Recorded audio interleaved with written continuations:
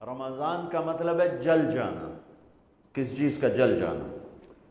صلاۃ الاوابین حین ترمز الفصال، نیک لوگ ایک نماز پڑھتے ہیں کب؟ جب اونٹ کے پاؤں جلنے لگیں، اونٹ کے پاؤں جب جلنے لگیں، اونٹ کے بچے کے پاؤں جب جلنے لگیں۔ تو رمضان میں جل جانا، اس کا روزے سے کیا تعلق ہے؟ اس کا روزے سے تعلق یہ ہے کہ 360 دن سال میں ہوتے ہیں چاند کے لحاظ سے، 330 دن کے گناہ اللہ رمضان کے روزوں میں ہر روز میرے آپ کے گناہ جلاتا ہے، جلاتا ہے، جلاتا ہے۔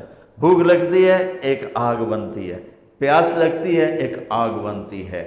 تو ہمارے لکڑی کی آگ میں چیزیں جلتی ہیں اور ہماری بھوک، روزے کی بھوک کی آگ میں گناہ جلتے ہیں، اور 29ویں روزے اللہ سارے سال کے گناہوں کو جلا کے روزہ والا یا روزے والی کو ایسے پاک کر دیتا ہے جیسے آج ماں کے پیٹ سے نکلا ہو، ایسے ان کو خوبصورت کر دیتا ہے۔ حج کا مہینہ آیا، اعمال اسی طرح ہیں جیسے ہوتے ہیں۔ رمضان کا مہینہ آیا تو میرے نبی کا اعلان ہو گیا، ایک فرض 70 فرض کے برابر ہو جاتا ہے تمہارا، نفل فرض کے برابر۔ فرض اور نفل میں فرق کیا ہے؟ حضرت علی ہی کا فرمان ہے کہ جس شخص نے ایک فرض روزہ چھوڑ دیا پھر قیامت تک اس کی قضا میں نفل روزے رکھتا رہا تو ایک روزے کا یہ سارے روزے بدلہ نہیں ہو سکتے۔ ایک نماز چھوڑ دی اور پھر اس کی قضا میں قیامت تک نفل پڑھتا رہا تو فرض نماز کی ایک رکعت کے ایک سجدے کے برابر بھی نہیں ہے۔ فرض میں اتنی طاقت ہے۔ تو اللہ کی رحمت کیسے متوجہ ہوتی ہے کہ رمضان کے مہینے میں اللہ فرماتے ہیں میرے محبوب کی امت ہے، ایک فرض کو 70 کے برابر کر دو، اور پھر فرماتے ہیں نفل کو فرضوں کے برابر کر دو، اور پھر فرماتے ہیں جو رات کو تراویح پڑھے گا، دن میں روزہ رکھے گا، آخری رات اسے ایسے دھو کے پاک کر دوں گا کہ اس کے ذمے گناہ کا ایک ذرہ بھی باقی نہیں بچے گا، سب گناہ اللہ تعالیٰ اس کے معاف فرما دے گا۔ اور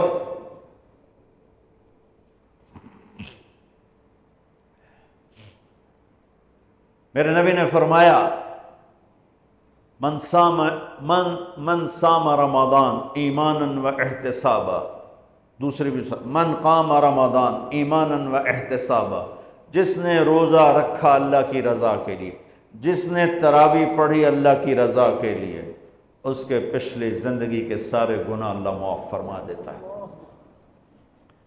رات کا قیام کسی امت کو نہیں ملا۔ دیکھو روزہ سخت تھا تو ان کا قیام اللیل نہیں تھا، چونکہ وہ اپنی کتاب پڑھ سکتے ہی نہیں تھے۔ رمضان میں اللہ نے آسمانی کتابیں اتاری، یکم رمضان کو ابراہیم علیہ السلام پر، 2 رمضان کو تورات موسیٰ علیہ السلام پر، 8 یا 6 رمضان کو عیسیٰ علیہ السلام ان پر، موسیٰ علیہ السلام پر، ان پر داؤد علیہ السلام پر زبور کو اتارا، اور 12 یا 18 رمضان کو عیسیٰ علیہ السلام پر انجیل کو اتارا، اور 21 رمضان کو اللہ تعالیٰ نے پیر کی رات لیلۃ القدر میں غار حرا کے اندر اللہ تعالیٰ نے اپنے محبوب پر کتاب کو اتارا۔ وہ کتابیں فل آ گئیں، لکھی لکھائیں۔ قرآن فل نہیں آیا، قرآن صرف ایک سورت کے 19 الفاظ آئے بس، اور پھر 23 برس میں قرآن اترا۔ کتنے انبیاء ایسے گزرے ہیں جن کے پاس جبریل زندگی میں ایک دفعہ آیا، زندگی میں جبریل ایک دفعہ، اور ایک سے لے کر آگے کوئی تعداد مقرر نہیں ہے، 100 دفعہ 200 دفعہ، لیکن آپ حیران ہوں گے ہمارے نبی پر جبریل 23 برس میں 24,000 دفعہ آئے، 24,000 دفعہ، جو ایک عجب العجائب ہے، عجب العجائب ہے۔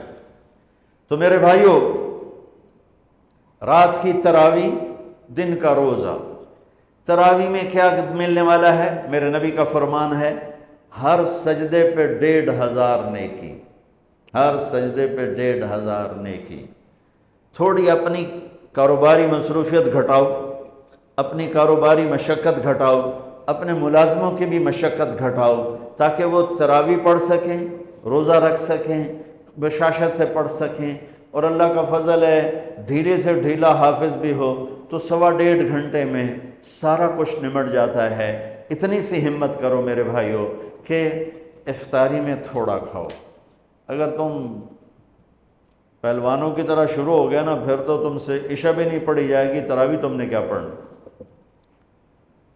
روزہ جسم کی فالتو چیزوں کو جلاتا ہے، روزہ ایک قوت پیدا کرتا ہے ایمانی شیطان کے خلاف۔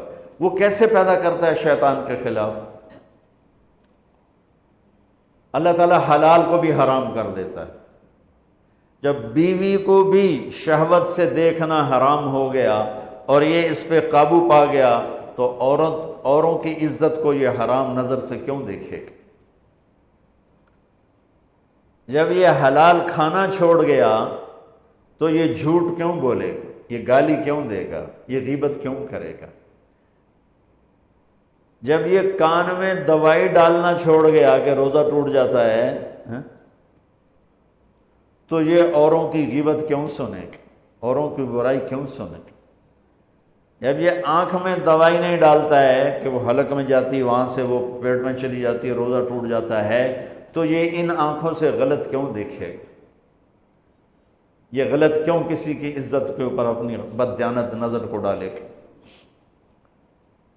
تو جب یہ اندھیرے میں بند کمرے میں ٹھنڈا پانی پڑا ہوا ہے اور ہاتھ نہیں لگاتا ہے اور اللہ کا دھیان اسے یاد ہوتا ہے کہ اللہ دیکھ رہا ہے، نہاتے ہوئے ہونٹ بند کر رہے تھے کہ کوئی پانی کا قطرہ منہ میں نہ چلا جائے اور میرا روزہ نہ ٹوٹ جائے، خراب نہ ہو جائے، تو یہ جب اللہ کا اتنا دھیان اس کو نصیب ہو جاتا ہے کہ اللہ دیکھ رہا ہے، ورنہ کیا کسی کو کیا خبر کہ میں 2 گلاس پانی پیتا یا میں پیاس سے بول رہا ہوں۔ تو جب وہ اللہ کو اتنا اپنے دھیان میں لے آتا ہے کہ اللہ دیکھ رہا ہے، میں پانی نہیں پیوں گا، اللہ دیکھ رہا ہے، میں بیوی کو ہاتھ نہیں لگاؤں گا، اللہ دیکھ رہا ہے، میں کسی کی عزت پر بری نظر نہیں ڈالوں گا، اللہ دیکھ رہا ہے، میں کسی کی برائی نہیں سنوں گا، اللہ دیکھ رہا ہے، میں کسی کی برائی نہیں کروں گا، تو پھر جب یہ بازار میں جائے گا تو جھوٹ تو نہیں بولے گا، جب یہ تولے گا تو غلط تو نہیں تولے گا۔ ہاں یہ الگ بات ہے، بہت سے مجھے ملے کہ جب رمضان میں جھوٹ چھوڑ دیتے ہیں، اس کے بعد پھر شروع ہو جائے گا۔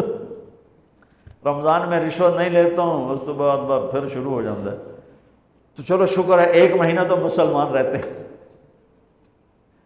اچھا اس کی وجہ کیا ہے کہ رشوت خور کہتا ہے جی رمضان میں نہیں، جی نہیں، رمضان میں جھوٹ نہیں بولنا، رمضان میں صحیح تولنا ہے، رمضان میں غلط نہیں تولنا ہے۔ کیوں؟ شیطان قید ہو جاتا ہے۔ رمضان میں نمازی کیوں بڑھ جاتے ہیں؟ شیطان قید ہو جاتا ہے۔ کسی امت کو یہ نہیں ملا کہ رمضان میں شیطان قید کیے جائیں، اس امت کو ملا رمضان میں شیطان قید ہو جاتے ہیں۔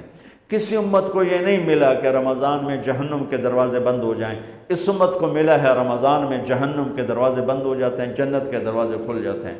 کسی امت کو یہ نہیں ملا کہ ان کے لیے ہر مخلوق دعا کرے، رمضان کے مہینے میں اس امت کو یہ ملا ہے کہ ان کے روزہ رکھنے والوں کے لیے چونٹیاں بھی دعا کرتی، پرندے بھی دعا کرتے ہیں، مچھلیاں بھی دعا کرتی ہیں، ہوائیں دعا کرتی ہیں، ہر شے دعا کرتی ہے روزہ رکھنے والے کی۔ اس امت کو ملا۔ کسی امت کو یہ نہیں ملا کہ آخری رات ان کی سب کی بخشش ہو جائے، اس امت کو ملا ہے کہ رمضان کی آخری رات سب کی بخشش ہو جاتی۔ کسی امت کو یہ نہیں ملا کہ جنت کی حوریں انہیں روزوں میں یاد کریں، اس امت کو ملا ہے کہ اللہ تعالیٰ جنت کو کہتا ہے کہ تو تیار ہو جا، میک اپ کر لے، میرے بندے آ رہے ہیں، دلہن بن جا، سج دھج کے مجھے دکھا دے تاکہ میں اپنے بندوں کو پیش کروں تحفے کے طور پر۔ یہ ہے تمہاری بھوک کا بدلہ، یہ ہے تمہاری پیاس کا بدلہ۔